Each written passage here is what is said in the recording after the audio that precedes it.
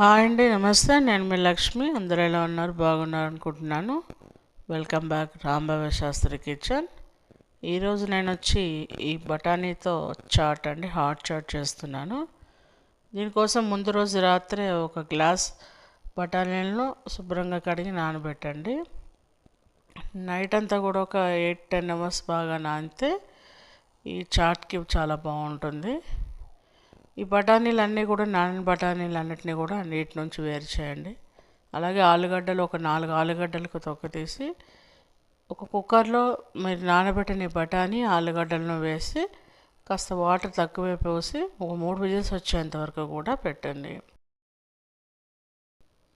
మీరు తీసుకున్న బాయిల్ చేసిన ఈ పచ్చి బఠానీ ఆలుగడ్డని కూడా ఈ జార్లో వేసి గ్రైండ్ చేయండి. ఇది చాట్లో వేస్తే కాస్త గ్రేవీలా వస్తుంది. ఈ టమాటాలన్నిటినీ కూడా చిన్న చిన్న ముక్కలుగా కట్ చేసి ఇలా టమాటా ప్యూరీని కూడా రెడీ చేసి పెట్టుకోండి. ఒక ప్యాన్ పెట్టి దాంట్లో కాస్త ఆయిల్ వేసి కాస్త పల్లీలు వేసి ఫ్రై చేయండి. ఈ కట్లెట్ చాట్ మీద పైన వేస్తే బాగుంటుంది. అలాగే కార్న్ఫ్లేక్స్ మక్కటుకులను కూడా ఫ్రై చేసి వేరేగా పెట్టుకోండి. ఈ ఫ్రై చేసిన ఐటమ్స్ అన్నింటినీ కూడా ఈ పల్లీలను ఈ కార్న్ఫ్లేక్స్ని కూడా వేరేగా పెట్టండి. ఒక ప్యాన్ తీసుకుని దాంట్లో కాస్త ఆయిల్ వేసి ఒక 2-3 పచ్చిమిరపకాయలు కాస్త అల్లం వెల్లుల్లి పేస్ట్ కూడా యాడ్ చేసి అది పచ్చివాసన పోయేంత వరకు కూడా బాగా ఫ్రై చేయండి. దీంట్లో సన్నగా తరిపెట్టుకున్న ఒక 2-3 ఉల్లిగడ్డలను కూడా దీంట్లో వేయండి. ఇవన్నీ కూడా ఉల్లిగడ్డలు బాగా బ్రౌన్ కలర్ వచ్చేంత వరకు ఫ్రై చేయండి.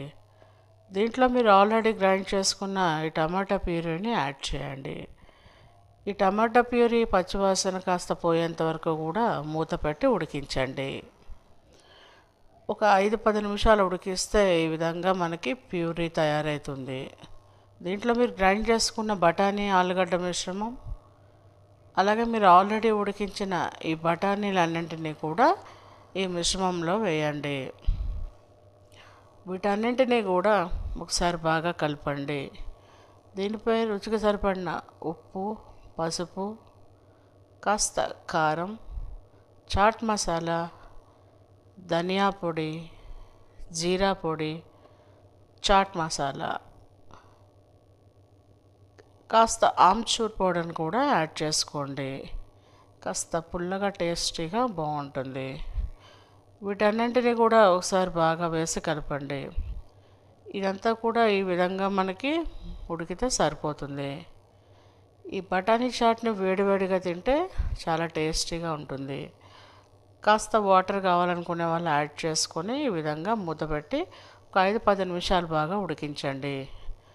దీనిపైన కాస్త గార్నిషింగ్ చేయడం కోసం కాస్త కొత్తిమీరని కూడా యాడ్ చేయండి, లేదా పుదీనానే బాగుంటుంది. దీని ఒక సర్వింగ్ ప్లేట్లోకి తీసుకొని మీరు ఆల్రెడీ కట్ చేసిన ఈ టమాటాని దాంట్లో పెట్టండి.